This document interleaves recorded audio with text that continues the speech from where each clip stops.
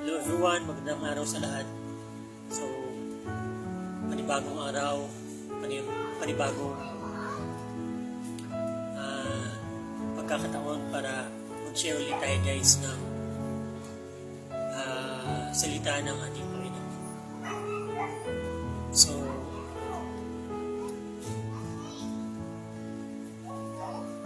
I would like to share in this video guys the 3 books in the Bible that can give you wisdom. Siguro, to someone, you already knew these books. So, sa those who are still learning and want to increase your faith and the understanding of the Bible. So, hear me out guys.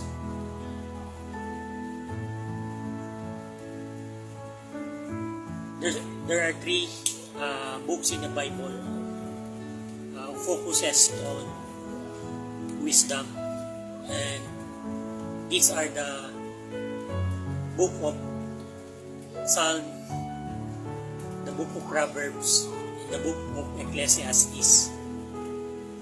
So, try it out guys kung gusto nyo mag-increase. Ako, ang ginawa ko dati dahil hindi ako nakakapagbasa through Bible app, through audio sa YouTube. Ngayon, kung ka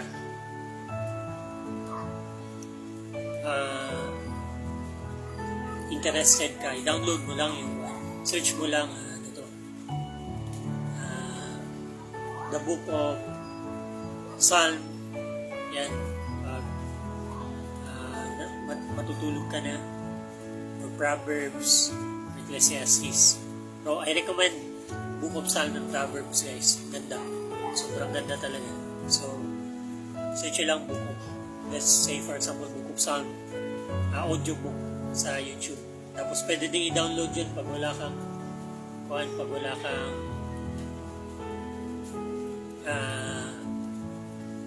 tawag nito, wala kang internet. Pero dapat subscribe ka sa YouTube, kasi pag wala, meron man iba, may iba na, i-search lang KJV or NIV, or kayo bahala kung ano yung gusto nyo pakinggan. Pero ako, pinapakinggan ko King James Version. So, Book of Psalm, audio book, King James Version, KJV. Napakaganda guys, lalo pag natutulog kayo or meron kayong ginagawa. Kasi ako, hindi ako reader hindi ako nakapagbasa dati pa. Ngayon, medyo nakakabasa-basa ako, pero most of the time, pag busy ka,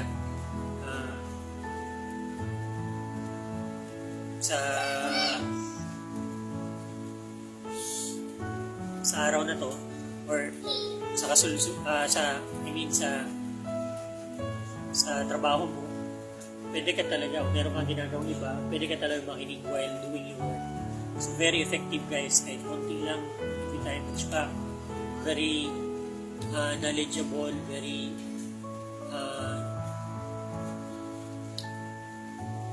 interesting yung book of Psalm and Proverbs. So, I hope simulan nyo rin.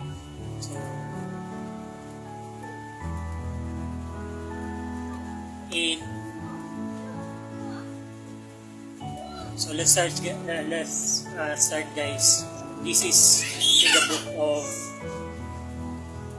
Proverbs. So in Proverbs 1:7 it is said, the Proverbs of Solomon the son of David, king of Israel, to know wisdom and instruction, to perceive the words of understanding, to receive the instruction of wisdom, justice and judgment and equity, to give subtlety to the simple, and to the young man knowledge and discretion. A wise man will hear and will increase learning, and a man of understanding shall attain unto wise counsel. To understand a proverb and the interpretation, the words of the wise and their sayings. The fear of the Lord is the beginning of knowledge, but fools despise wisdom and instruction. So, marami talaga tayong matututunan guys dito sa Proverbs. Kaya, I'm encouraging you na pakinggan talaga everyday kung pwede. Night and day. Sa umaga, while doing your work, your phone ka lang. And then sa gabi, pwede mo basahin or yun nga, kung may nahina ka magbasa, pwede mo pakinggan. Napakaganda pa naman kasi dramatize yun eh. Yung sa YouTube, ang logo niya is yung book na parang golden book siya. Hanapin nyo na lang. So, in James 1:5, it is said, if any of you lack wisdom, let him ask of God, that giveth all men liberally, and upbraideth not, and it shall be given him. So, if you ask guys, wisdom from God, kung good ang intention natin, when we ask for it, then God upbraideth not, means hindi hinuhold talaga ni God yung knowledge, and He will give you knowledge. So, if you doubt yourself, kaya sabi ko nga, always just have a genuine heart and come to God through prayers in Jesus' name, and tell God na you want to learn, and tell Him that tell all your obstacles and the things that you doubt, and God will hear you and find a way for you to overcome your reasons guys to learn and understand.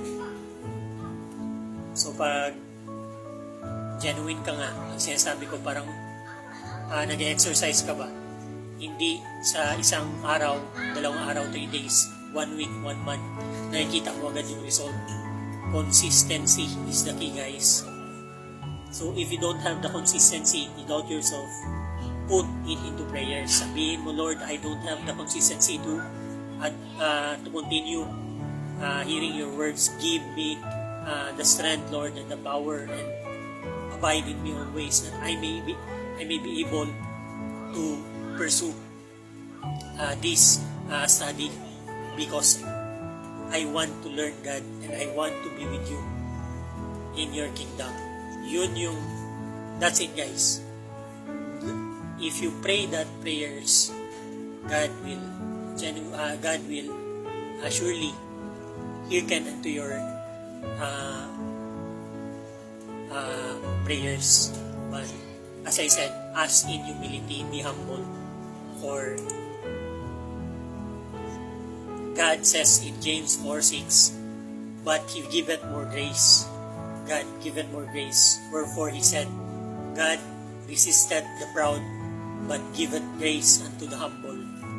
So, kung masyado kang reklamador, let's say for example, napapagod naman ako, parang wala mo nangyayari. So, complainers ka, murmurers ka, ibig sabihin, lagi ka nagsasalita ba, nagko-complain.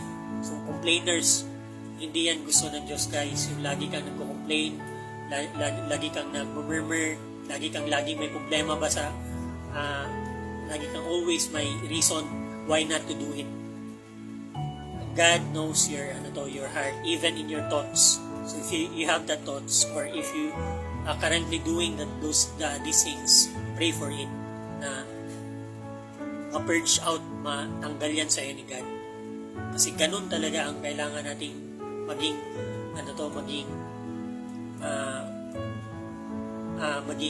meron tayo guys ba, yung manifestation natin sa sarili natin, dapat maging ganun tayo, na tanggalin talaga natin yung mga negative thoughts, yung mga things na kung ano yung sinasabi sa salita ng Diyos. Sinasabi niya, be not proud. So, kung sinasabi mo, ayaw ko, gusto mo maging proud. So, hindi ko pwede. There is no other way. There's no shortcuts. You need to eat and do the Word of God. Hindi ko pwede papakinggan mo lang tapos hindi mo gagawin. So, there is no other way, guys. Yun yung punto ko. Si King Solomon nga, the wisest man in the world. So, kaya siya binigyan ng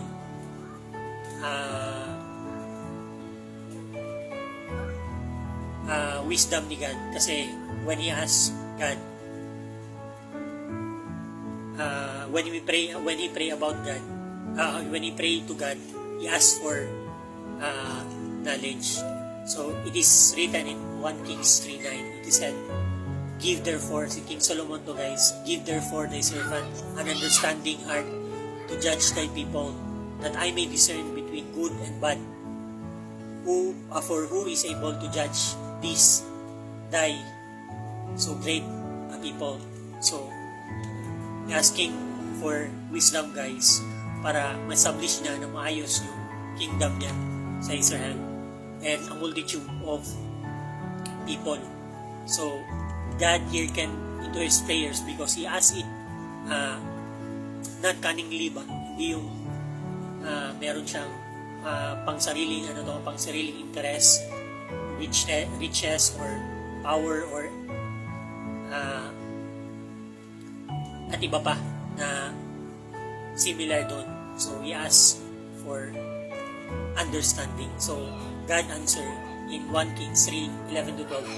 And God said unto him, "Because thou hast asked these things, and hast not asked for thyself long life, neither hast asked riches for thyself, nor hast asked the life of thine enemies, but hast asked for thyself understanding to discern judgment. Behold, I have done according to thy words. Lo, I have given thee a wise and understanding heart, so that there was none like thee before thee, neither after thee shall any arise like unto thee." So, eto yung scripture, whether you believe it or not, why King Solomon is the wisest man in the world. So, in the last scripture, guys, that I would like to share is in Proverbs 4:7. "Wisdom is the principal thing, therefore get wisdom, and with all thy getting, get understanding." So, yun guys. So, I hope magkaroon din kayo ng clears about wisdom, guys, about understanding. And I'm giving you already the book that can help you to your study. So just open it, guys, and seek for it and study it with all your heart. So I hope you will also increase in faith, in love, in wisdom, and as I always said, guys, let us fear God and depart from evil. All glory and honor to our God the Father through our Lord Jesus Christ. In His mighty name, we pray. Amen. Thank you, guys, for listening. God bless.